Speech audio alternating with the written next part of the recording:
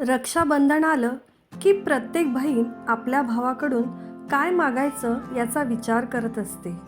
पण खरं तर तसं नसतं. हे फक्त वरवरचं झालं. पण आतून तिची एकच इच्छा असते. तिने या कवितेतून लिहिलेली आहे. नाही पाहिजे हिस्सा भाऊ, माहेर माझं संपन्न ठेव. रक्षाबंधन भाऊबीजेला मनात माझी प्रतीक्षा ठेव. भेट वस्तू वगैरे काही नको, आपलं प्रेम कायम ठेव. आपल्या घरी सदैव माझी आठवण मात्र साठवून ठेव. सर्वांच्या मनामध्ये माझा मान राखून ठेव. मुलगी आहे या घरची हा सन्मान कायम ठेव.